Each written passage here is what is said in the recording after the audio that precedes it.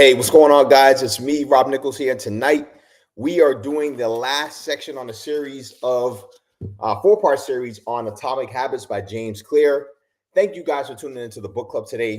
It's been a great experience. And I think tonight I do have a special guest who's going to be joining Rudy O'Neill. He is going to be a guest. He's also a part of several of my communities. And really, this book, guys, ultimately is about figuring out how to transform your life in every way for the better. So if you want to double your income, this book will help you double your income. If you want to deepen your relationships, this book really holds the key to deepening relationships. If you want to achieve goals that you haven't achieved before, this book provides the framework for you to be able to do that. Have you ever wondered why some people who you feel you're smarter than them, yet they make more money than you? Well, I truly believe that Atomic Habits really breaks down what it takes to really level up and figure out how to maximize your income potential. And, in this particular section of the book, as we're wrapping up, let me just pull up my outline here. I don't know why I had some issues here printing my outline, but we're going to jump into this and go from there. So tonight we're covering the last chapter. It's basically 3 chapters, but it's Atomic Habits, Advanced Tactics. And James Clear really jumps into how to maximize your success, and that's by choosing the right field of competition. He starts this chapter off talking about Michael Phelps and how Michael Phelps, as we all know, is a record-setting Olympian. He's won more gold medals than anyone, and people wonder, how did he do that?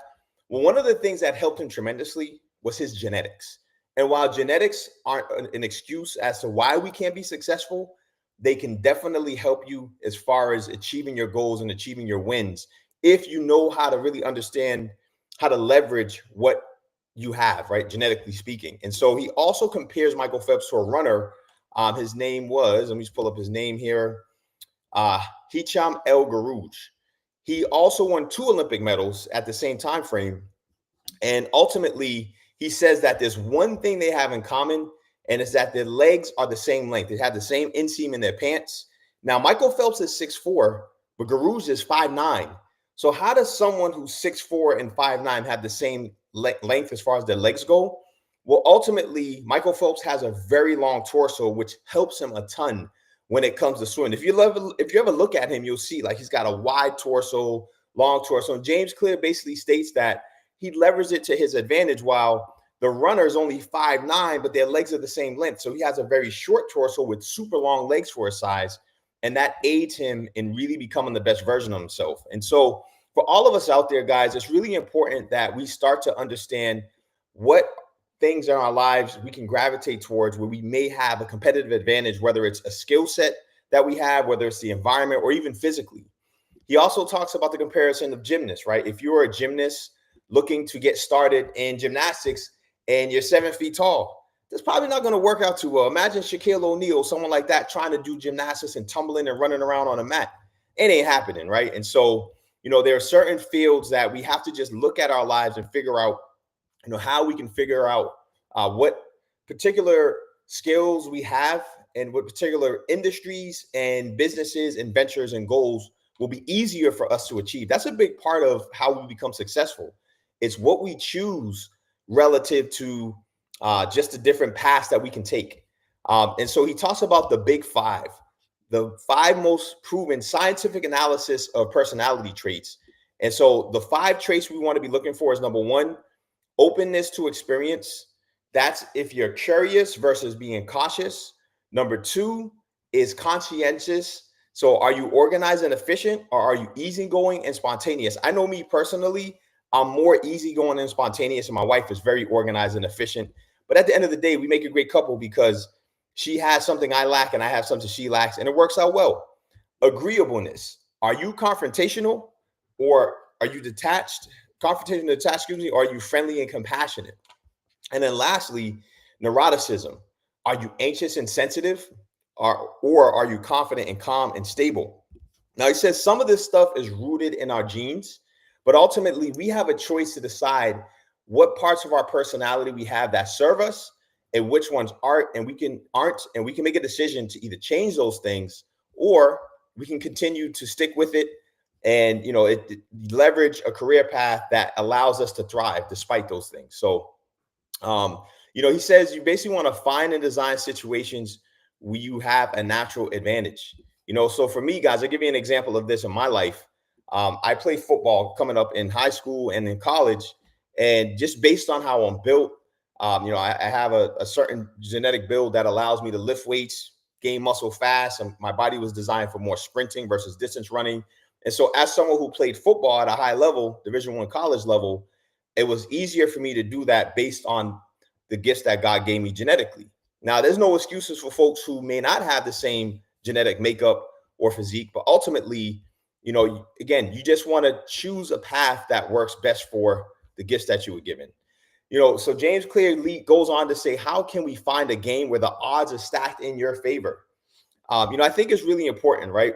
Because time is limited and you can't, date every girl on the planet, right? For example, he uses the metaphor of a relationship with the example of a relationship. Like, how do you find the right person to marry? And so he says, hey, you want to date around, you want to get a feel for your type. And if that type of person you're attracted to serves you, but if they don't serve you, then you have to move on. And, I dated a good amount coming up. I'm sure like many of you have. And, there are definitely folks I dated and went on a date. And I knew from the first date, this was not going to work. If anyone can relate to that, definitely jump in the chat and share your insights, guys. I want this to be interactive. I had Rudy, I think he's trying to connect here. Let's see if he's getting on here. I'm not sure if I don't see him there. Rudy, can you see me? I just want to confirm. I don't see you. I don't know if you see me on YouTube. So Rudy, you want to jump in using the, not the YouTube link, but the Restream link. Let me just see if I can. Yeah, I don't know if give me 1 second, guys. This is when you go on live. Sometimes you have technical difficulties. So let's see if we can get him on. But ultimately, he gives the example of dating, which I think is awesome, right? Because we all have to go through that at some point in our lives. And there are dates I went on. I remember one girl I used to work with. Here we go. I got Rudy jumping into the live stream here. Oh, man. There you go. All right, here we go. Welcome, man. How you doing, Rudy? Wow, I thought this whole time, like, I had like a little gray screen. I thought you were about to like hit a button and then it's going to add me in. But basically, I listened to everything you just said, but without me present. So it's all good, man. Welcome, man. How you doing? Oh, that was funny. You're like, let's see if we can get Rudy back in here. It's like, oh, I'm not even in there. Okay. Yep. Yeah. Awesome. So I know someone's on the live is probably going to ask me about this eye situation. Yeah, tell us what's happening, man. This is live, so hey, it's all good. Yeah. I want to get back into the book in the last 3 chapters for sure. But yeah. So I have 2 cats, and I picked one up the wrong way. Yep. And basically she hit a vein. Wow. And I was like, oh, it's not a big deal. And then I'm like, I touched it. I'm like, oh, there's a drop of blood there. And then I wore a band-aid for the whole day. I took it off and it was black and blue. So I'm going with that story, even though it's not a good story. I should have just said, oh, you should see the other guy, but that's from like 1962. So I didn't man, that's all right. Oh man, what's up? We got Henry on, we got Junior on. What's up, guys? So Rudy was just sharing. If you guys didn't hear, he had a cat fight. And the cat got the best of him, which I don't blame him. Nowadays, if you were to do anything to that cat, Rudy, Peter would be all over you. So you were here tonight, so you didn't get arrested. You're in good health otherwise. And I appreciate the honesty, man. Yeah, just take the L. Just take the L. Take the L. Take the L. Yeah. The cat got you in the eye, but thanks for being a trooper and getting on here tonight, man. So good stuff, man. So Rudy, I was just kind of jumping in just now. I had an outline. For some reason, part of it printed, part of it didn't. I didn't check before the call, but we can get right into it, man. I was talking about, how to find a game in life where the odds are in your favor. And one of the cool things James Clear did in that section was he compared dating to how we find our career paths, how we find different ways for us to be able to leverage our skills, leverage our genetics, or leverage our environments to be successful. And so I guess my question to you is, have you ever had a situation where you went on a date and you quickly knew this was not the one for you? And then the opposite, have you ever been on a date where you saw someone and you're like, oh man, I'm going to marry this one, or you thought it was going to work out? And any thoughts? And I'm going to share my stories as well. I have 2 clear ones. Yeah, man, it's interesting you bring up that aspect of the chapters of the comparison of the dating to other aspects of life, and in this case, real estate or business. Yep. Yeah, it's like any first date, it's always first impression, right? So you're coming up. Well, most people are coming as a representative of themselves, and that's why they say 3 to 4 months down the line, people tend to either break up or they continue because their true colors start to show. But that's for another topic. But like a first date, I can't really say if I've ever just decisively said no, this one's definitely not it. I have, but I'll let you go. Yeah, but I think that's because I chose who I went on dates with wisely, even though they didn't pan out to be the thing. However, definitely by the second or third, I was like, okay, we're not on the same equilibrium here. We're not on the same level of faith or just our basic worldview. Right. So that's kind of been my experience with dating. And then on the opposite side, the ones where that turned into relationships long term is where I basically just talked to them either via FaceTime or something for like months, Yep. and I got to slowly, and vice versa, they slowly got to know me. I'm like, okay, I think we're really compatible here in these areas, and then so on and so forth. Yeah. Very cool, man. I'll tell you a couple of mine. So I'll tell you 2 stories where it didn't work out, and then I'll tell you 1 story where it did.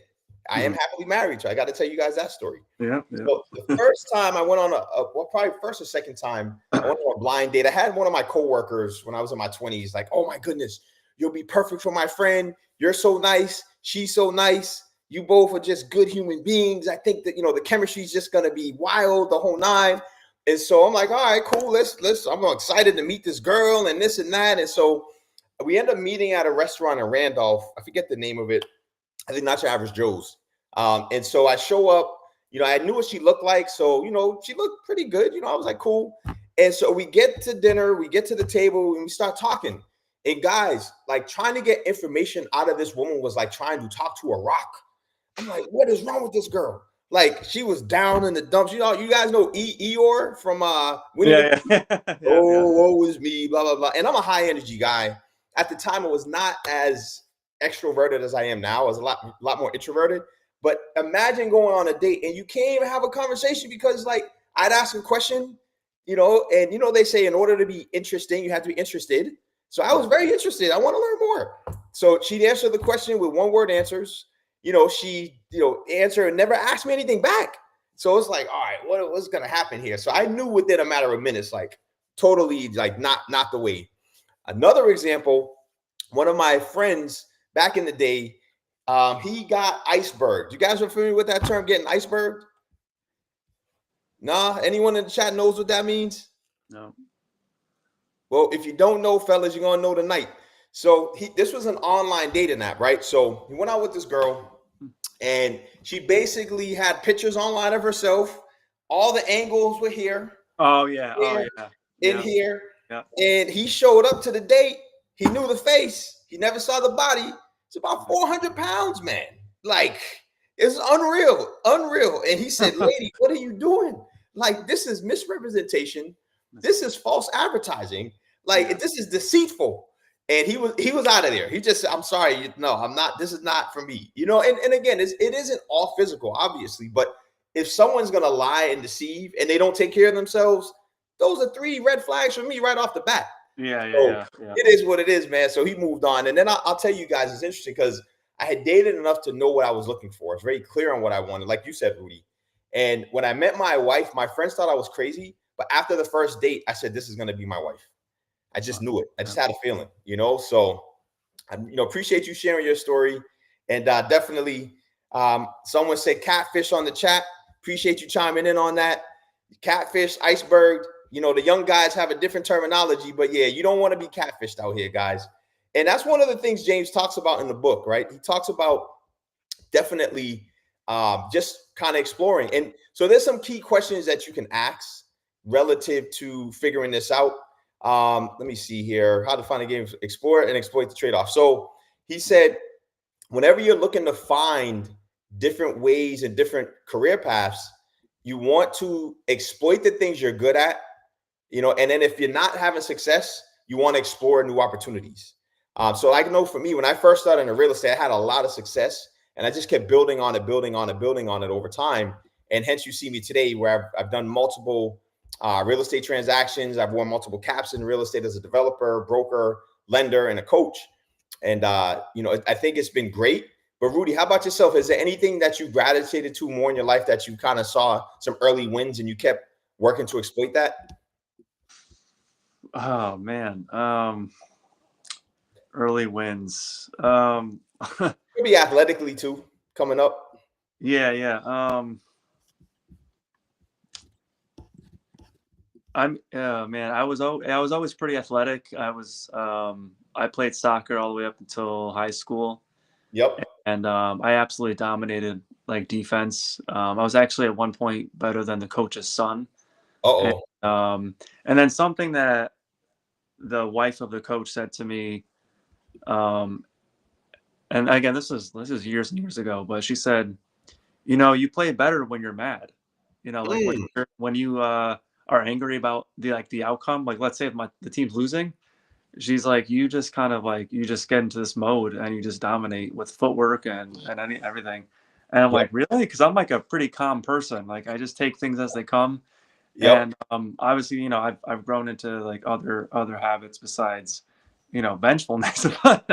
um, as far as real estate, well, I guess I'll share this now since we're in the last few chapters of this book. But I bought my first multi 2 weeks before the shutdown of Mm, the pandemic, yep. and so I was actually between the closing and again, so I was moving into one unit. I did 5% conventional down, and like okay, obviously you gotta play by the books. You gotta move in and do the whole thing. So I was like, all right, there's always one asshole. Well, excuse my language. There's always one beep hole, that lives in one of the units, right? So I'm like, all Yep. right, I already know which one I'm targeting, and it happened to be the one that was remodeled. It Yep. happened to be the one that granted. Anyway, so like I closed on it 2 weeks. Courts are closed, can't do anything. I'm like, oh my god, this is gonna be a nightmare. And it honestly, the way I did it, the way I talked to my attorney, the way I very tactfully spoke to the current tenant, it kind of just worked out. I moved in 2 weeks, and then for the next 2 years, while everyone's just being gutted, both of my tenants paid and stuff. And honestly, there was so much that happened in those 4 weeks because my car's radiator started leaking. So I had to get a rental car, and it was just like it looked like a downhill trajectory because I was just like Mm, this is my first deal. I just I just closed on it.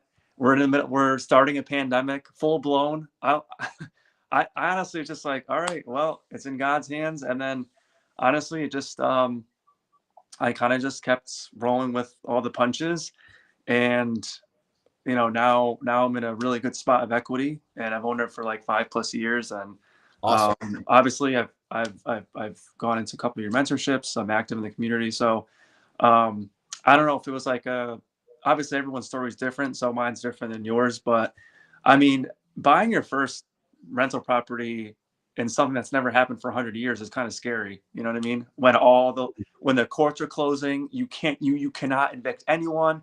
They're literally just closed. No one's picking up the phones.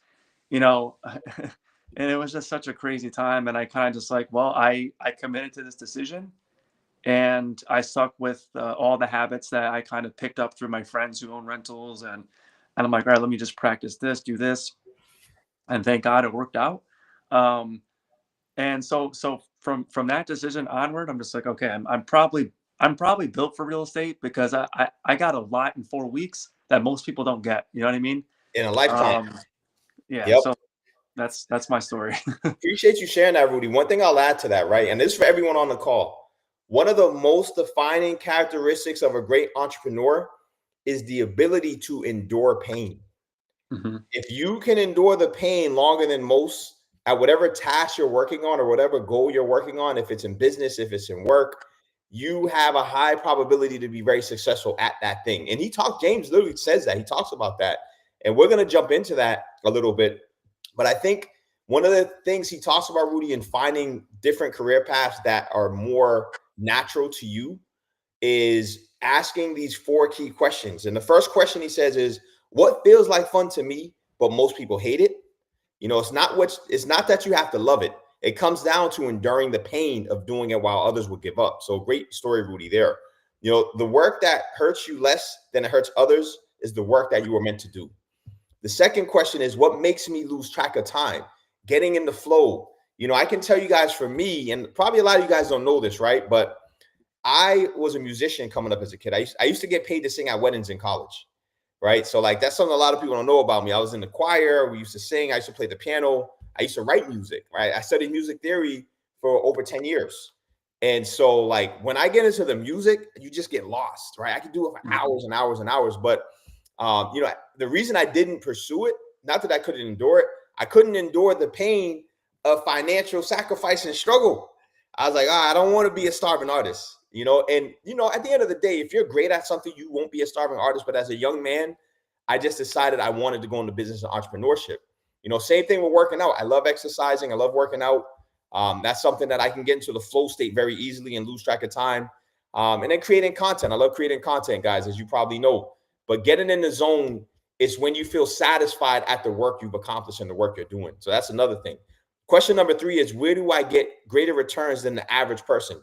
Comparison to others, right? Faster results. For me, I hit the gym for a couple of weeks and my body comes back quickly. Is that similar for you too, Rudy, as an athlete? Yeah, I mean, if I've ever been on vacation for a week and I'm like, okay, I'll do push-ups or something minor, but when I come back, first day's rough, but like after that, it's like my body's adapted for so long that, I mean, if I'm sitting on the couch too long, it starts to get a little, antsy because I'm so used to being active. Yeah. Yeah, man. No, remember the call with Ben too? He talked about that, right? Ben, my cousin, he came on to our Investors Edge call and he talked about how some people who have worked out all their lives can bounce right back, whereas people who've never done it, it just takes so much more effort and energy, and all their body is feeling stressed, like their body's screaming, like, you are torturing me right now. Yeah. Whereas folks who done athletics at a high level, it's a lot easier to get back into that groove. And then the last question was, what comes naturally to me? And I think it's really more the same, right? You just got to know what comes naturally to you, what you just feel comfortable doing. It doesn't feel like work. If you can't find a game that gives you an advantage, create one. Don't win by being better, win by being different. He talks about the guy who created the Dilbert cartoon, who kind of created his own game. And I'm going to talk about someone who's controversial, but you can't take away his business acumen, and that's Elon Musk. Elon Musk created a whole new industry, right? The electric car industry. Imagine if he tried to compete with Toyota, Honda, Nissan, trying to create a sedan, more affordable and better features, the whole nine. This man reinvented the game. I mean, look at what he's doing with the internet, right? Starlink, you can have internet anywhere in the world beam down from the sky, and no government or anyone can control that. Like, he literally changed the war between Ukraine and Russia, which is nuts. I don't know if a lot of folks know this, but Ukraine was struggling. Russia knocked out all the communications. They had no way to communicate, no way to have contact with the outside world. Jumped in Elon Musk. He donates all these Starlinks packs for them to get right back online in 24 hours, and they're in the game just like that. A lot of people say he is, at the government level, a threat to peace, right? To world peace, right? He's like public enemy number 1 because you can't really control him. This man is kind of redefined the way we use technology in ways that we've never seen before. And so, that's a perfect example. And I'm not saying we all are going to be Elon Musk, but figure out your strengths and combine them. If you're good at physical activities and, maybe you don't want to be a physical trainer, but maybe you have a kind of a comic side, right? You can create a genre of comedy in the gym. Like that guy, Anatoly, he's a small guy, like my size. Yeah. Have you guys seen those YouTube videos where he has the mop, it's like 75 pounds? Yeah. Passes all these big guys, they come in. I mean, I can't get enough of it, man. Anyone who watches, like, what is going on here? And then he's lifting all these heavy weights. The reactions are priceless. And so, these are great examples of finding a lane for yourself. As men, we have to do this, right? We have to figure out what we're good at, what we like, and just combine those things, guys. And don't be afraid to dream and give it a shot and give it a go. So, specializing is powerful. The last point I want to make on this chapter, Rudy, and I want to get your thoughts on this. He said, the same water that's used to make an egg hard, right, to boil a hard egg, is the same hot water you use to make a potato soft. And so the question is, are you a potato or are you an egg? You know, not figuratively speaking, but I think that was pretty powerful. What are your thoughts on that, Rudy? Like how one environment Yeah. you can Yeah. So, thrive in and someone else can fail in. well, he actually, I think it's chapter 20. So he quoted some Asian person. I Yeah, forgot. from I can't. the What's Tao, that? Lao Tzu from the Tao Yeah, Te yeah, Ching. yeah. So he Yeah, quoted that, men are born soft and supple and die stiff and hard, and then plants are, um, same thing, soft and pliable, but die brittle, or die are dead, brittle and dry. And it said, and so the analogy was like, um, the only way you can change and adapt is if you stay malleable, like within yourself, right? Because yes. if you become rigid and unteachable or anything, then you're kind of like dead to yourself and like your own industry, the people around you. Because that's true for, just getting older too. Because, right, like most older people in their 60s, 70s, and 80s, they're stuck in their ways, right? Because, quite honestly, they've earned it, right? But like you're not going to teach them something new. It's just not going to happen. They've done it for 50 years, 40 years, and that's just the way it is, right? So that's where that quote comes from. Like you're stiff, you're hard in this lane. But if you stay teachable and like always curious, and again back to his other point being like exploring, then your path to success is going to be a lot greater because you're staying soft and pliable. So I highlighted that quote because I'm like, oh my gosh, I never even thought about it that way. But most of us, we get into a career path, or like, again, the habits, and you just become them. You just become them for years. And I think the one thing about real estate I like so much, um, is that there's always moving mechanisms, Mhm. and you always have to learn and adapt. And sometimes it's not, well, hopefully it's to your benefit, but it's not always going to go your way, but it's going to go your partner's way, or like the attorney, or like the closing date, or something else is going to adjust. And it's kind of making sure that you make out in the end, but that other people around you are happy as well, because at least they know that your partnership works for them as much as it works for you. Well said. Well said. Couldn't agree more, Rudy. Yeah, no, it's definitely a war of attrition in real estate and really finding the right relationships as you get on your journey, man. So, and being flexible, right? Understanding that you don't know everything and seeking guidance and knowledge from those who can really support your vision and your goals and align with you. That's really, really important. Cool, Yeah. man. The next thing I want to jump into is the Goldilocks rule. Yep. So, the Goldilocks rule is essentially sticking with habits for the long run, and understanding that our brains don't want to be overwhelmed and they don't want to be underwhelmed. I'll give you an example. Imagine if anyone on this call is going to play tennis with a 3-year-old right now. Come on, man. Like, how long would you actually, not to teach them, to try to go one-on-one? All right, kid, come on, let's go. And you're whacking the ball and nothing's coming back because a 3-year-old doesn't know how to play tennis at that level, right? And then he contrasts that with trying to go play against Rafael Nadal or a tennis pro. We're going to get destroyed. Now we're going to look like a 3-year-old, right? Talk about role reversal, It's destroyed. right? And he says we're going to get bored of both of those scenarios so fast that there's no way for us to get good in either of those scenarios. And so he says you got to find that balance, that sweet spot where you're playing someone who's at equal or just below or just above your skill set. And if you kind of think about it, right, in life, we are most motivated when we're engaging in activities that we know that, okay, we can get a little better, a little better, a little better. I love using the analogy of going to work out and lift weights. You don't see results instantly, but you can see your gains over time incrementally. You're building that foundation. He also talks about playing chess.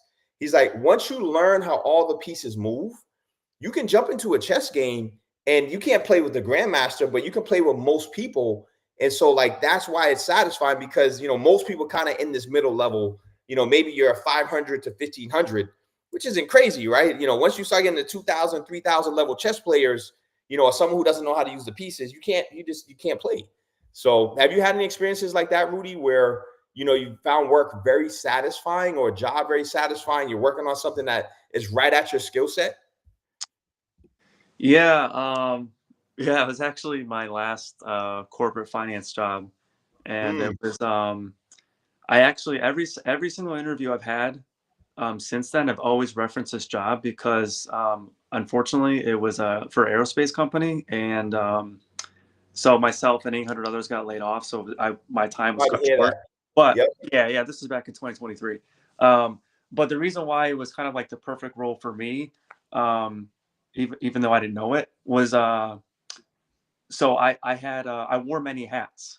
Like I was dealing with contracts, program finance, a little bit of accounting, um, uh, FP&A or financial planning and analysis, and then also bidding proposals. And so I'm working with all different kinds of individuals from other departments Yep. to kind of make sure the return on sales percentage for the program was at its level. And so as I was learning and doing all these things kind of like simultaneously, I realized, oh, I was like, I thrive under pressure, not with like behind the scenes. Cause there's a lot of people who crunch numbers that are just behind the scenes and they want to hit enter and they're done. Like they're just done. And I found out like that doesn't work for me. My personality is like, okay, I have a meeting with an engineer, 10 minutes, a meeting with a program manager, and then so and so. And then how can we get it all done? And I figured that my personality is more extroverted, so I just happen to naturally handle it. But there's been other roles where it's just like, oh, just do these 4 things and you're good. I'm like, oh man, I don't know if I can do that, because then you start to be like, man, I'm in the matrix, you Right. know. You're in the rat race. You're in the rat race. Yeah. Which is the worst place to be, man. Yep. Yeah, so and I think that's why I do well in like construction. Um, I mean, eventually when I get a loan with you with hard money, but just the nature of real estate, it's just like, oh, I think I'm finally learning that I can kind of do what you do, or at least grow into it. As long as because my communication skills have always been like pretty exceptional with my friendships, my relationships. Um, and that's why a lot of things in my life are intact. And I was like, all right, how can I utilize this, like professionally speaking, and transition from corporate into like real estate. So Yep. Nah, I love it, man. Something he talks about too, Rudy, and you hit on it just now. Boredom. As people, we get bored so fast, it's not even funny, right? And I love a quote by Myron Golden, right? He always talks about this. He's like, listen, once I find something that works, I do it and do it and do it, and I put it on repeat. I don't get bored with it. I get paid with it. And it's funny, in my younger age, I was in my 20s and 30s, I used to get bored so fast at things. Like, I did a bunch of flips, guys, right, that were very successful. And I'll be honest with you, I got bored. I'm like, all right, what's next? All right, let me jump into lending. All right, what's next? All right, let me do new construction. What's next? Oh, let me try to build a multi-state brokerage. I'm licensed. People don't know this, right? I'm licensed in like 5 states as a real estate broker. I don't use it. It was because I was bored. And so now, as I've gotten wiser, I've started to get that in check, and I've kind of doubled back the areas of my life where I'm the most successful and the things that I can get paid with at a high level. But definitely, like, one of them is also been like my podcast, right? I have a desire to do a podcast, and I was consistent from the start of the year to March. And then I won't say I got bored, but I started making excuses. And so I just stopped posting, and I'm like, I can't do that. I got to get back to it. And I think he has a great quote. He says, pros stay consistent and stay on schedule. Amateurs let life get in the way. And I was like, wow, that hit me hard. That hit me hard because I was struggling with that. And I'm like, you know what? I need to find a way to be more consistent. And the other thing is, those exercises and activities compound. My podcast would grow much faster if I was consistent. So I think that's really, really, great. You share that, Rudy, like different roles that you thrive versus ones you struggled. And I think it's the boredom we struggle with, especially if it's in a job environment, right? You want to be exceptional, but it's hard to kind of just get on that hamster wheel, especially when it's not something that's producing more income for you and compounding. So I can relate to that, man. Another great quote he had there was Machiavelli said, men desire novelty so much that a man with great results desires change as much as a man who's struggling, which I found very fascinating. And I think it's our godlike creativity, right? Our godlike nature. We always want more, guys, but I think we have to fight that urge to really go deep on something that's going to really bear fruit in our lives. I think it's super, super important concept he shares here, which is a struggle at times, just as men, because it's how we're wired. And I mentioned that to my wife, and she was like, oh, that's kind of, she couldn't relate. She's like, that's weird. I'm like, I know I've struggled with that. You know, maybe not everyone does, but it's something that I've seen really manifest in my life. You know, on that front, have you experienced anything like that, Rudy? That you've gotten bored with things? You know, it's funny because only until recently, like I've been just like I always said, honestly, even before I really knew how to budget, I was like, oh, I'm gonna do multifamily. Yeah, I'm gonna do. And one of my friends like grilled me on it one day, like, you know, this is now 7 years ago. You got to have this in place. You got to have that. You know, what about this? And you get 14 grand and that and that. And I'm like, no, I just know I'm gonna do it. And I did, and then like I had the money, I had the credit score, but I didn't. So what I'm trying to say is that I think up until like when I got laid off in 2023, which is actually only one of a few, and I paid $10,000 my first mentorship, and then I kind of went into other mentors that I really wanted to know more from in the real estate space, and I kind of went really heavy for a whole year and a half actually into, all right, I want to soak up everything about midterm rental, short-term rental, and flipping and wholesaling essentially, right? I wanted to get much out of that. And because I'm like, all right, I know I'm going to pay my education's worth, but it's in a much, much higher income bracket if I stick with it. And, you know, so far I'm starting to plant the seeds because right now I'm in a period of transition of like, okay, clearly the job market is horrendous for multiple people. And it's like, it's not even paving its own way for me. So I have to adjust my thinking and adjust my inner philosophy, if you will, whatever, and kind of adjust my work ethic to something else. But that was only because I saw where things were going back in 2022 and 2023. I'm like, all right, this whole 9 to 5 thing for people who want to critically think and change their lives is not gonna work. It's just not. And it's repeatedly showed me that over the years. And I'm just like, all right, I guess I just have to embrace that, you know, not everything is going to be perfect. And that's, you know, like kind of like what you said. And then what I said earlier about how much pain you can take in a condensed period of time, rather than giving up your entire dream over 40 years and be like, oh, I have a $1.2 million 401k. Yep. You know, I mean, everyone's situation is different, but, you know, at this time in my life, it's kind of just, it's, to be honest, I kind of went on a rant. I don't even know what the question was, It's but all good. No, it was just getting bored with things in life versus being more yeah, intentional about turning something that you might be proficient at and getting bored with into an opportunity to really achieve yeah, your goals. yeah. So it's only been recently to where I really stepped into just like, I would say a version of chaos. Yep. You know, like honestly, I never really saw myself going up to Boston every month, but I'm just like, no, I'm gonna make it. I'm gonna go. Like, Yeah, no, this. it's trusting the process. It's funny, right, guys? Because I'll share something with you guys that's more personal to me and really at the chapter I'm in my life. Right? I want to do amazing things while I'm here on this earth. I feel that God has put it on my heart to serve, right? Serve with the skill set that I have, serve with just doing calls like this, fellowshipping in a community of like-minded people, and just sharing our knowledge. And feel free to chime in on the chat, guys. We want this to be interactive. So any questions, concerns, thoughts, I'm happy to answer those questions and just engage you guys in the conversation as well.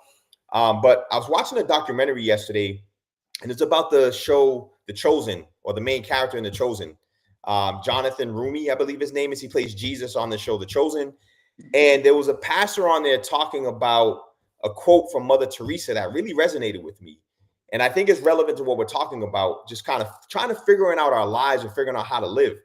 And basically, Mother Teresa was asked one day by someone to pray for them. She said, Mother Teresa, I need your help.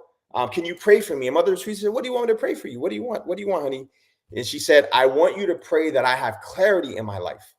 And Mother Teresa looked at her and she said, no, I'm not going to pray that you have clarity. I'm going to pray that you learn how to trust. And it really was a shift in my mind. Like, wow, that was powerful, because if you are someone who has faith and you believe in God and you believe that you are here for a purpose greater than what you've achieved thus far, you must learn to trust the process and pray. If you can't trust, pray that you learn how to trust and stop worrying. And it just really hit me because it's so easy to want to know, right? But God doesn't make it easy. That wasn't the design. That is faith. Faith is trusting. So, I really just appreciate you sharing that, Rudy, kind of on your journey of exploration, and encourage you to trust the process, trust that he's going to provide, trust that the path will continue to keep you on the journey you're supposed to be on, because that's something I believe we all struggle with, right? We want to know, but it's because it's in our nature, but it's just not the way it works. So no, it's very, very cool, man. Thank you for sharing that. One other thing that I want to touch on, he says that when it comes to our minds, we as humans want to be stimulated, right? We want to engage in activities that surprise us and that produce dopamine. And so there are really bad habits that can do that for us. Gambling is the worst one, top of the list. Secondly, he talks about video games. He talks about porn. He talks about food. And he says anything that's visually, sexually, culinary arts that stimulate us, those novelties remove boredom.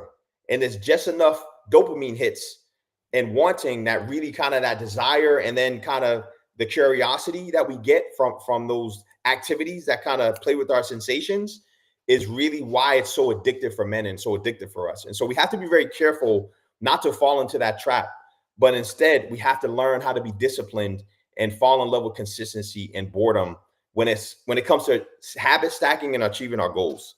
Then he kind of jumps into the downside of creating good habits, right?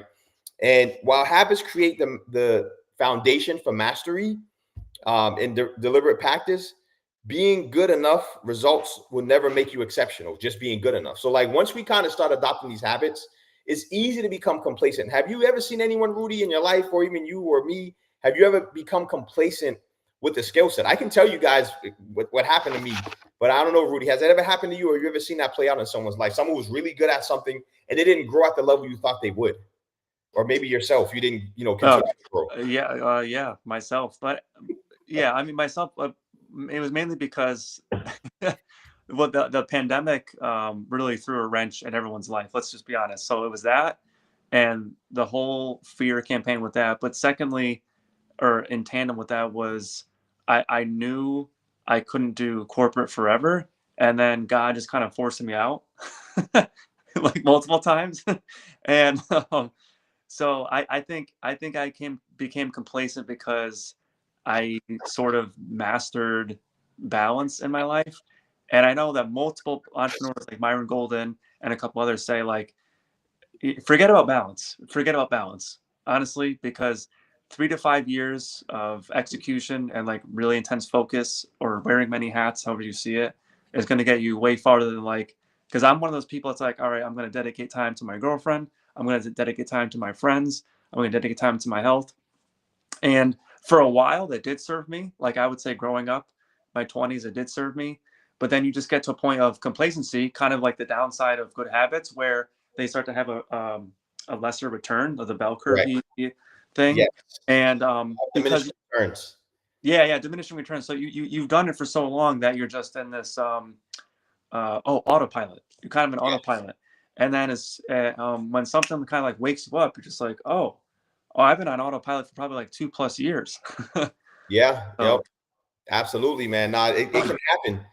It's happened to me as well. I remember when I got into real estate, I had a lot of success early on when I was young. In my 20s, about 23, I bought my first multi.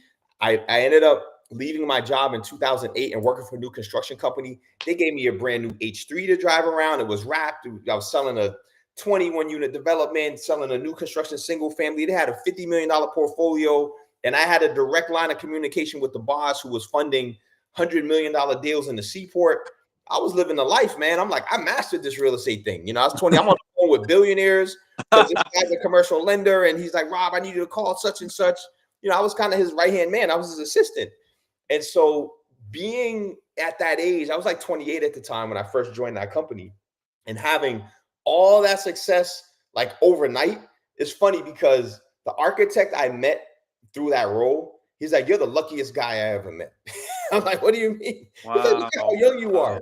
You're getting to work with these guys. You're learning commercial finance and you're learning new construction. You're making it, paying you. He's like, you better not take this for granted. You better take advantage of it. And I'll be honest, I didn't know what I didn't know at the time.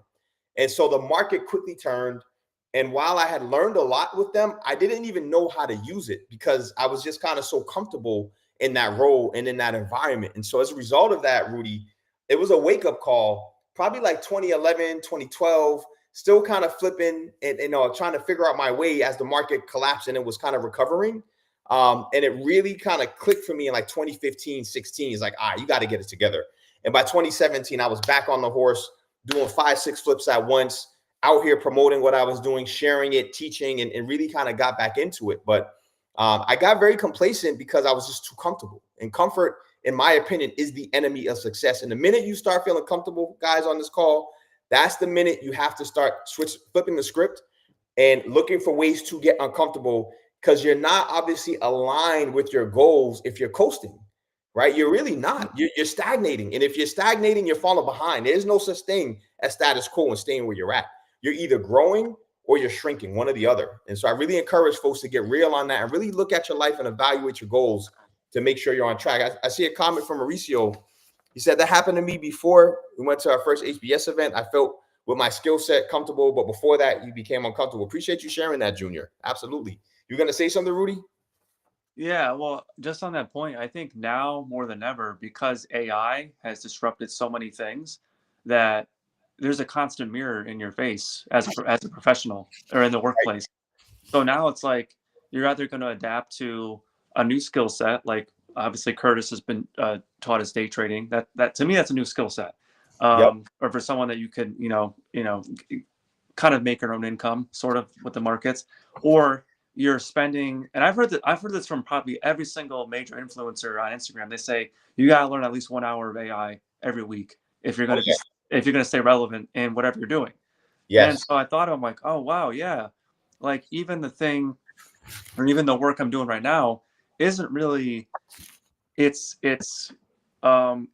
paying my bills and getting money in my pocket, but it's not really growing what I want to do. So I really have to tap into that as well and realize, like, okay, what area of the digital world anyway am I being complacent in, and how can I position myself to where I'm not being outpaced by the next technology in a way, you know what I mean? Absolutely. Not 100%, man. And I agree with you. It's funny because in this section, the downside of creating good habits, he talks about exactly that, Rudy. He says each habit should unlock the next level. But a lot of times we let that habit be enough. And enough really isn't enough. You know what I mean? To get us to continue to grow. And, he said, don't slip into the trap of complacency. And that's really what happens when we allow the habit itself that we develop to say, all right, I'm good. It's like, all right, nah, you're not good. I mean, it's funny because one of my weaknesses early on in my career is I was very knowledgeable about real estate, but I was a master in a small pond, meaning every tool I used, every framework I used was only from the lens of Greater Boston and Massachusetts. And if you want to be a teacher, you must broaden your skill set to be able to teach the masses, teach the people that you've been called to serve. And, for example, I was using the local MLS, but I wasn't using a tool like PropStream. And if you want to be impactful with folks who are trying to learn at a different level and in a different town and city, I'm doing them a disservice by saying, well, I know how to do it, but the tool that I use, you can't use it. That was very selfish of me. And again, just lack of maturity, lack of understanding. And so as we know better, we must do better. It's very, very important, guys, because it's easy to really not do that. Cool. The next thing I want to talk about is the Lakers, 1986 Lakers. They were the greatest team to never win a championship in the NBA history. I don't know if you guys know about them, but I think they started off at like a 19-0 start. Everyone was talking about how these guys are going to dominate. They're going to be the best team of all time. And guess what? They didn't even win the Western Conference Finals. They didn't even make it to the NBA Finals. And it was a massive disappointment, which forced the coach at the time, the legendary Pat Riley, to go back to the drawing board and create this process that he calls CBE, Career Best Effort. And it's something that we all can adopt. And essentially the CBE program, it tracks your stats based on past performance so that you can see, all right, a year ago, I made X amount in that month versus this year? Am I making the same? Am I making less? Am I making more? But the whole goal of it isn't to be hard on yourself. And again, it comes back to that 1% better every day, which is the premise of one of the premises of Atomic Habits. Pat Riley's goal was, guys, just get 1% better every day at practice. Just a little bit. But I'm not looking for something earth shattering. If you had 10 assists of 2 assists yesterday, have 3 assists. Or if you had 2 assists, no blocks, have 2 assists and 1 block. And he literally would track this out for the guys to see it. And it really led to some amazing results where they ended up winning 2 championships back to back following starting to track the data. And he went back to their high school days to kind of show them the progression of their careers across every stat, which I felt was really powerful, to be able to show these players the visual representation of that. And it forced them all to kind of be reflective and become better. So we can all apply this in our own life. James Clear talks about journaling. We can do this and just measure our habits. And he basically has 6 questions he asks.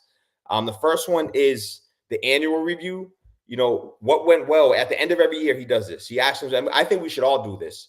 What went well last year? What went wrong last year? And what did you learn last year? Very simple, right? And you can always kind of look back. And then 6 months later in June, he does an integrity report every year. So what are my core values for my life and my work? How am I living and working with integrity right now? And how can I work at a higher standard in the future? And you kind of just look at those 2 reports annually. And I know that will help, because again, when we can see our progress or lack thereof, it forces us to reevaluate and get real and get serious. Don't say you want something and not be willing to work for it. So I was just curious, Rudy, to get your thoughts on journaling and tracking your habits and tracking your journey. Yeah. My first, I should say attempt at tracking and journaling was like with fitness, obviously, when I had, one of my childhood friends became a personal trainer, and I said, yeah, I'll definitely, I'll join your program. I did that for like 9 months. Right. And, went to MyFitnessPal, did it. And then, after I was done, I still was like on a diet and a program, but eventually it just dwindled, right? Because we're just creatures of habit in the bad sense, right? And so I don't think I've brought like a journal to the gym in like so long, and I think it's because I like pretty much know what I'm gonna do, and then B, I don't go with the intensity I used to have of like, all right, let me see how many reps or how much weight I can do in this area. Yeah, and I say that with like a grain of salt, because everyone is allowed to just kind of morph into something that's a little bit different than they used to be. But yeah, no, I think writing and journaling is tremendous, and I really should start doing it, because I mean, if you want to see where you're at from 5 years ago, you have to, you're not going to remember it. You're just not. Right. You're not. Because I mean, think about like even you if you did 17 flips 5 years ago, and now you're doing 25, and if you look at it from any standpoint, from number of flips or profit margin specifically, you can be like, oh wow, all right, I actually did do something measurable here. So I think that yeah, it has to be measurable, and I'll be the first to say, like, I haven't really done that to the fullest extent. I haven't had like that because I've been in such a limbo with like, oh, I have to go to this interview, but I'm doing this real estate thing, and I want to show up for this and do it for that, and so I have like this little world of chaos, and I'm like, oh, I'm not gonna write anything down. And it's easy to do that, right? It's easy to just kind of be like, all right, you know what? I'm just trying to figure it out. I'm going to do my best today and my best the next day and best the next day. But as you said, Rudy, it's really hard to see how far you've come. And that's one of the things I love about James Clear. He talks about, if you want to predict where your life is going to go, start instituting systems.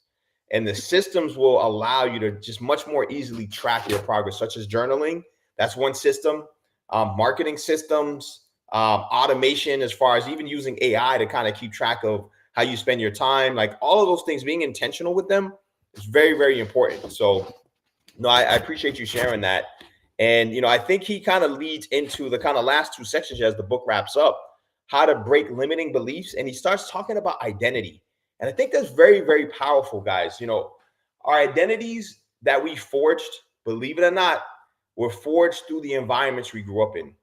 And so Yep. one of the things as I've gotten older, I've always strived to be objective. And a lot of that for me was exploring all types of things in life, right? Just exploring different friend groups, exploring different environments, traveling, even religious beliefs. I started exploring some kind of new age things. And, after you get out there and you live and you look and you observe, you begin to start to forge this identity, which you talked about, Rudy, right? The Tao talks about this, where you are born flexible and nimble like water as a baby, and you die brittle and stiff, right? And so, really, James is encouraging us not to become brittle and stiff. We got to be loose. We can't be too tied to one identity. I'll give you guys a perfect example of this with professional athletes. I don't know if you guys know this, but most basketball players, NBA players, when they retire, they fall into a depression. Did you guys know that? No, no. Yeah. No, they do. Especially basketball specifically, because their careers usually are very long. Football, like 3 years. You're like, yeah, I know I got 3 good years. I'm gonna make my money and I got to figure it out. Mhm. Basketball, sometimes these guys are playing. Look at LeBron. He's 40 years old. He's still playing. It's like 20, 25 years, 22 years doing the same thing. And then you stop. And so, like, Kobe Bryant talked about this, right? When he retired, a lot of his friends and family members, we got a special guest behind you, Rudy. Welcome to the call. But a lot of his friends and family members were like worried about Kobe. They're like, oh, he's gonna fall into a depression. But Kobe was very aware. He's like, nah, guys, you don't know me. I'm gonna stay busy. I'm gonna stay active. And more importantly, his identity wasn't tied to basketball. His identity was tied to a commitment to excellence. At whatever he did, he was bringing out a high level of intensity. And that's why he didn't fall into a depression. And that's why he ended up winning an Oscar for a short film. Because again, he didn't identify himself as a basketball player. He looked at himself as a competitor in life. And so Yeah. Wow. I really encourage you guys, as you're looking at your personality and looking at kind of the life that you're living, that you look at yourself for whatever it is you're doing as someone who's committed to excellence in every arena that you touch. And that way, you're always going to look to find habits that allow you to consistently grow and compound and compound and compound and continue to grow. We got a couple questions in the chat. Yeah, so what I hear is you're going to do the mobility class this upcoming week. Yes, sir. I'll be on a mobility class, Junior. And then we got Damien. They never have a personality outside the court. Correct, Damien. A lot of these guys never had a personality off the court. So, and I want you guys, I mean, I know Henry and I, we talk about this a lot. Henry's on the call, and he's a real estate professional, but ultimately we want to be professionals at whatever it is we do. We have other dimensions to us. I like music. I like working out. I like teaching. Like, I want to be great at all of those things whenever I'm putting my energy and time into them. So, and then we close out where he just talks about you want to basically find a lot of little habits and stack 1,000 habits on top of each other, not literally, but figuratively, right? If you add 100 good habits to your life, I promise you your life will transform. You start sleeping better, eating better, listening better, right? Just working out consistently, learning new skills, whatever it is your goals are, whatever's aligned with your goals. Like, if you start doing those things, your life will automatically transform. I know for me with real estate, I just layered skill set upon skill set upon skill set upon skill set. And I'll be honest with you, right? One of my friends paid an influencer $25,000 to go to a mastermind. And you know what he told me afterwards? He's like, Rob, you know way more than him. I learned more from you for free than I learned from the 25,000 with that guy. Oh, he's like, you're the real deal. And guys, it's not, I'll tell you, because it's hard earned. I had some great wins. I've had great losses and everything in between. And as a result of that, it really uniquely positions me to help people very differently than I've seen others be able to do, just because of my life experience. So I've been blessed that I have some great mentors as well. So that was pretty much it. And then the other thing was, success has no finish line. It's a system that allows you to continually grow. So don't become attached to success. Don't become attached to identity. Become attached to consistent learning and consistent growth, guys, and it will serve you well.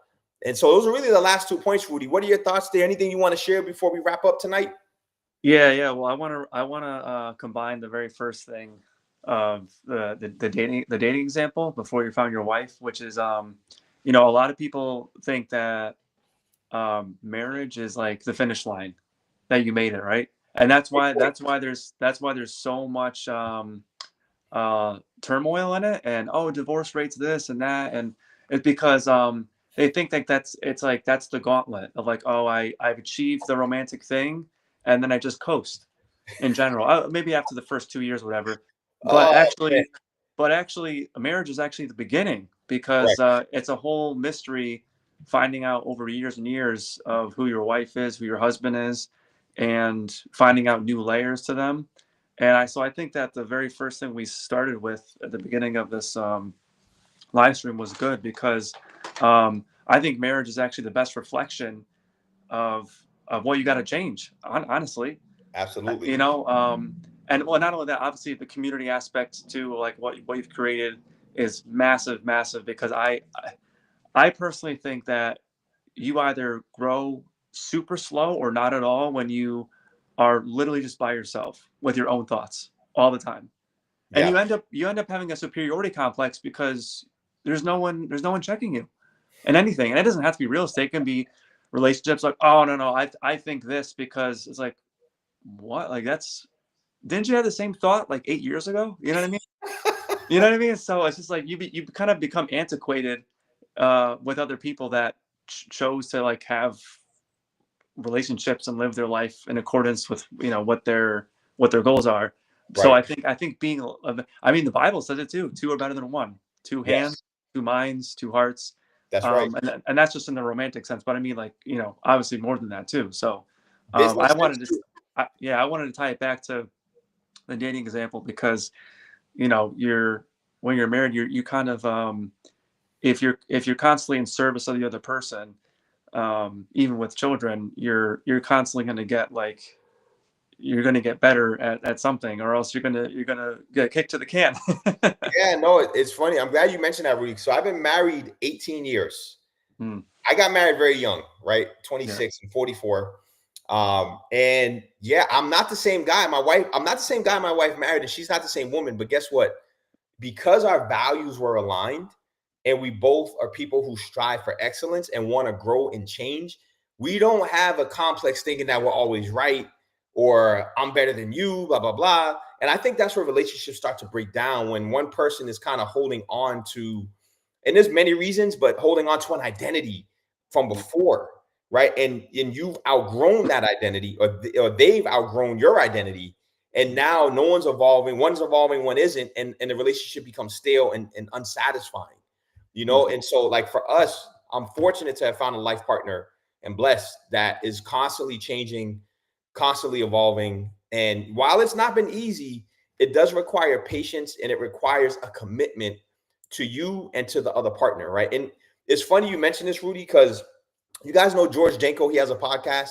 Yeah, yeah, Yeah, yeah. so I remember George Janko said something that really struck me, man. It was fascinating. He was talking one time, he was praying, talking about praying, and he said he was praying that God would allow his wife, his family members to know how much they're loved, right? And so he said the fascinating part about it was when he prayed for that, he was praying for them to change, but guess who changed? Him. He changed, right? And I've had very similar experiences, and I think that's a big part of just having strong relationships in your life, is when you care so much about others that you pray that the relationship is stronger, and you pray that they know they're loved, but it ultimately changes the way you interact with them. And like I said, I remember my wife was complaining one time all the time, because I got 4 kids, right? The house was busy and no one was cleaning the kitchen, everyone was kind of doing their own thing. And I prayed, like, that, like, all right, how can she know that we care? And it just hit me like, start cleaning the kitchen, start showing her you love her, give her a hug just for no reason, like just basic things. And when you seek things in life, guys, you will find it, but it starts with seeking. And that's the same thing with your goals. That's the same thing with anything that's been put on your heart to do on this earth. Seek it. You'll find a path that will get you there, and commit to it, guys, because I'm telling you, on the other side of that is the greatest version of yourself. So now I really appreciate you sharing that, Rudy, man. That was awesome. Yeah, one last thing. I know we're over an hour, but one last thing I want to add too, is that something I've noticed with my generation. I'm 34. My generation and younger is that we kind of treat life as like a medical condition, and Mm, that is, especially, I've just noticed a lot of, I don't want to I don't want to be biased towards one sex or the other, but primarily with women, it's like um, the way we use language like boundaries and just other language that makes it life feel like it's a medical condition that you have to like be healed from. It's like, or you can just be accountable for the things you need to be accountable for, and the guy or whoever's in the situation is accountable for what they're accountable for. And I think we have this cop out mentality, like, oh no, it's definitely something that's not me, and if I label it with a certain word, then that's the thing, and I don't have to, and I can still remain in my identity, and then Yeah. basically you're a permanent victim because you've labeled life as a medical condition. Right. Like if I said, oh, Rob's not funding any of my deals, that's his fault, man. He's a shisty hard money lender. I'm like, no. It's just you're not finding the right. You got to change the way you are structuring deals or whatever. Yeah. No. But we have a tendency to be like, oh, listen. I'm not saying that the other person can't be to blame, but if you always think of it's something exterior to you, then you just, you know what I mean? 100%. Self accountability is very, very important. Very important. And I think for me, being objective, Rudy, that's what makes relationships work. Finding a partner who understands the importance of self reflection, because without that, it's very hard for you guys to grow together. It's going to be a constant struggle back and forth. And one person is always going to feel like they're fine the way they are. And that's, to me, the beginning of a relationship breaking down, because you can't communicate through that. You really can't. Yeah.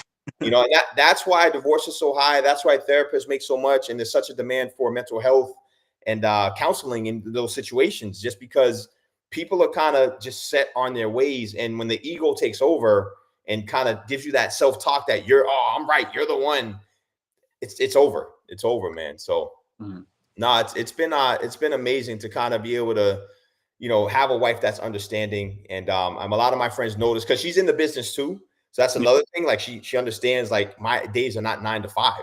My days go from 6 to midnight, right? 1 in the morning, 2 in the morning. I've had those days, and she's very understanding of it, which I'm very fortunate to have. And that's really what I'd encourage everyone on the call. Find a partner that really gets you and is committed to making themselves better. And if that person is self-reflective and committed to bettering themselves, and I'll tell you the telltale signs: are they exercising regularly? Are they, practicing? If Christians or believers, are they reading the word? Are they studying the Bible? Are they praying? Do they have a good relationship with their father, with their mother? Right? I know those things, people hear that, and sometimes it's like, oh, that shouldn't matter, but it does, right? How are the relationships in their lives, right? And not saying it has to be perfect, but is there a relationship there where you feel like, they're actually trying to keep it, something that is healthy, or are they responding very dysfunctionally to the situation? So, that's definitely my thoughts there, man. But nah, man, this conversation kind of turned into the relationship piece, which I think is great. Some of the best conversations, that's what they lead. And Damien, you said marriage is a mirror. I couldn't agree more. Could not agree more. Yeah. Awesome, man. Well, anything else you want to share before we wrap up, Rudy? Yeah, no, I think we touched on everything. I think the last 2 chapters, it was ironic because when I reread them, I'm like, this is oddly like applicable to my this is like that's a certain Oh, are you there? You there? Rudy? Yeah. 1 second. Can you hear me? We can hear you. We just can't see you. Oh.